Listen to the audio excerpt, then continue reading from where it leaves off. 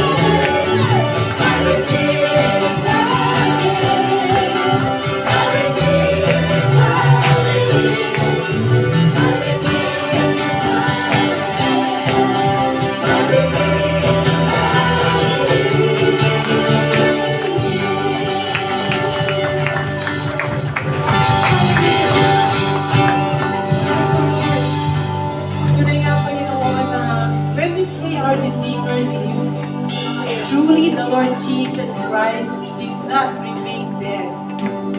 Sabi nga po ang ating Panginoon, dumating siya sa mundong ito, ang ating Panginoon Jesus. Siya ay namatay para sa mga kasalanan natin. He paid the penalty of our sins. On the cross, Jesus died for you and for me. So, parang itong pinakamagandang nangyari. After 3 days, Jesus rose from the dead.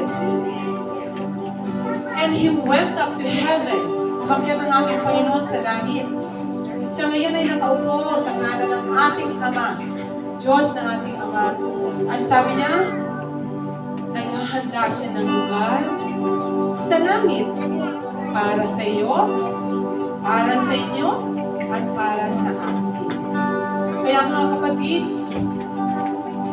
habang sinasabi natin o kinakanta natin na because He lives, I can face tomorrow. Totoo po yun.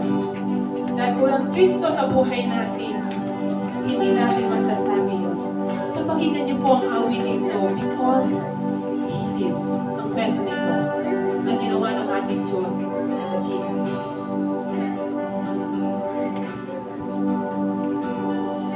God sent His Son.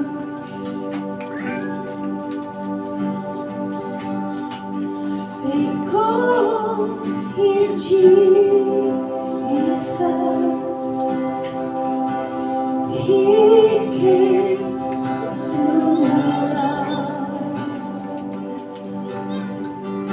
heal, and forgive.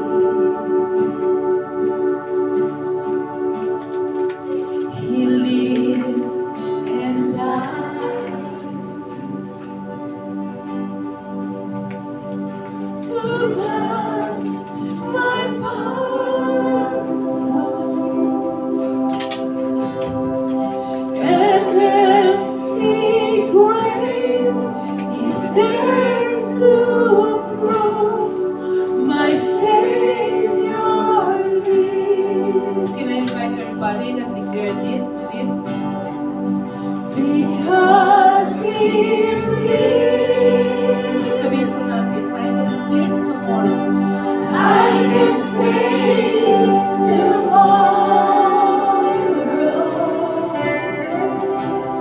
Because He lives. All fear is gone. Because I know He holds the future. And life is worth the living just because He lives.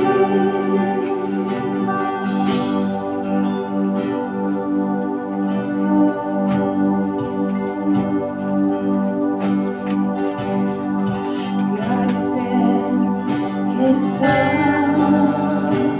Sabihin po natin ang kanta. And He called Him Yeshua. Ang pangalan niya sa Hebrew.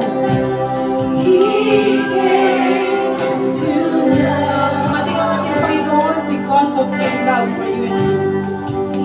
He lived for me. He lived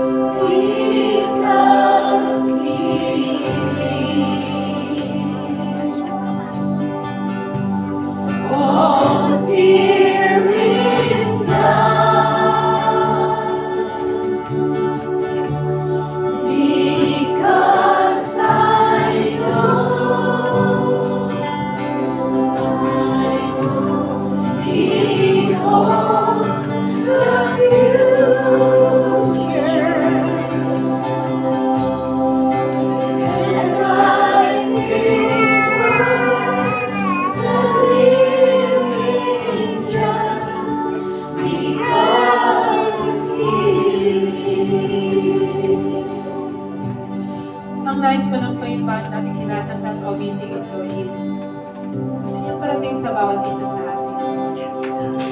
Dahil nabuhay na muli ang ating Panginoong Hesus para sa ating lahat. Sabi niya, ikaw, kaya mong harapin ang kinaumagahan. Kaya mong harapin ang darating na araw. Natatakot ka man, lahat ng takot na ito ay inalis ko. All fear is gone para sa kinaumagahan o para sa darating na panahon. Sabi nga, kailangan tayo, sabi ng Panginoon, alam natin kung sino may hawak ng ating kinabukasan. He holds tomorrow for you and me. Yung future mo, sabi ng Lord, natatakot ka ba?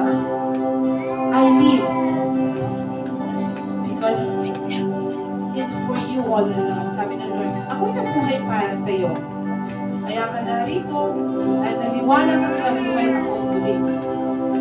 Para sa iyo, para sa kinabukasan mo, at sa dating na panahon na muli tayong magkakasama, sabi ng Panginoon. Kaya napakasarap o Diyos. Because Jesus lives, I can face tomorrow. Because Jesus lives, all my fear is gone. Dahil alam ko, Jesus hold my future. At ang buhay na ito is worth living because Jesus lives. Sa buhay mo ba, sabi mo, wala nang kwenta ang buhay ko. Pero dahil tinawag ka ng Panginoong Hesus, tinawag tayo ng Panginoong Hesus,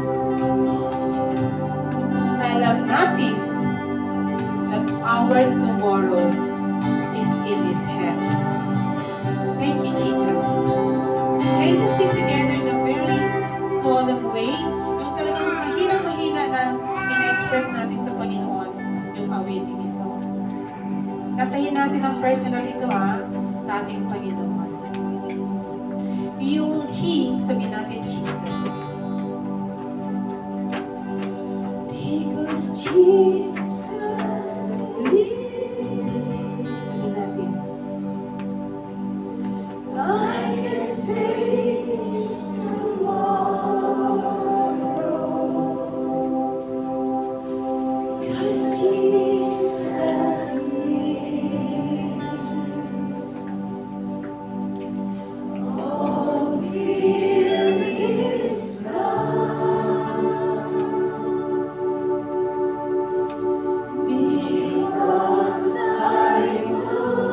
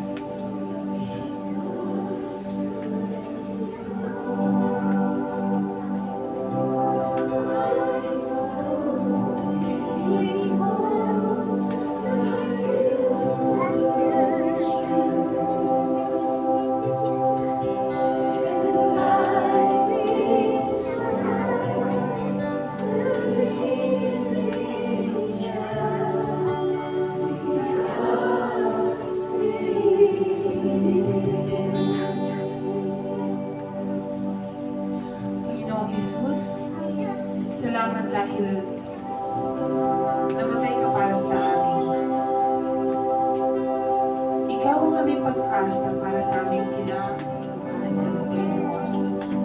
Ang mga tao na kapaligid man sa amin ay walang pakialam para sa aming kinabukasan. Subalit, merong nag-iisa na tunay na nagmahal sa amin. Tunay nga siyang buhay. Kaya, Panginoon, binigyan mo ng lakas ang loob ko na hindi ako matatakot para sa aking kinabukasan. Kaya kong harapin ang kinabukasan, hindi dahil sa aking kailan, hindi dahil sa iyo, Panginoon. Bata man o may edad, salamat, Panginoon, dahil pinapaalala mo sa amin. Sa bawat umaga ng aming buhay, may pag-asang nakahanda. At merong umaga at merong araw na kailanman, Panginoon, hindi mawawala ang iyong presensya, ang iyong pagsabi sa amin. Hindi kita iiwan, hindi kita mababalikan. Kaya mga kapatid, may pinagdaraanan po tayo na takot tayo sa kinaumagahan o sa darating na umaga. Ang pinaparating ng ating Panginoon, buhay ako at kailanman hindi ka nag-iisa. Iwanan ka man ng mga taong nakapaligid sa iyo. Sabi ng Panginoon, hindi kita iiwan, hahawakan kita.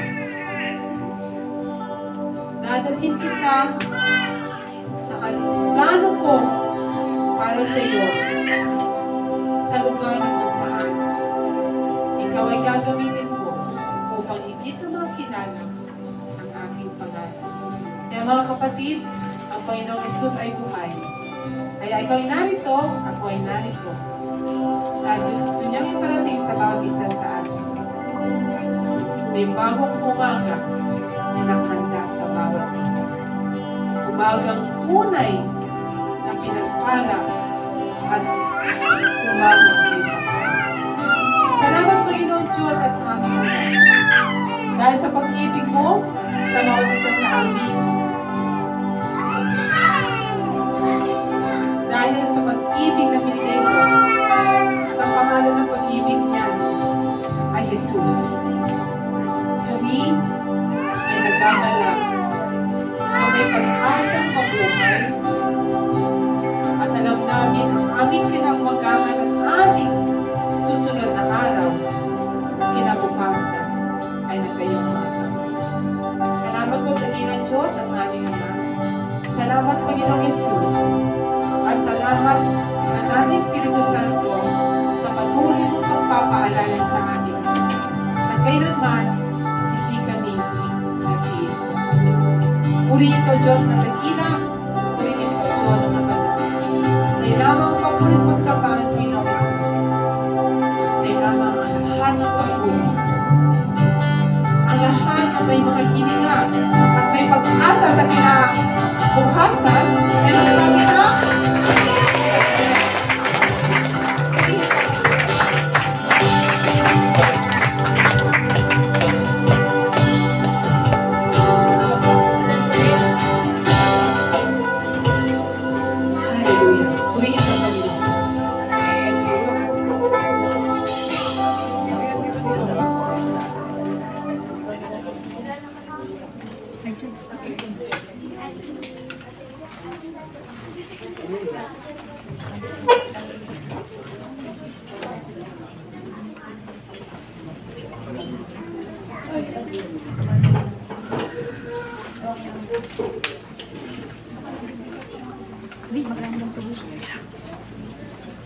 Amen. Hallelujah.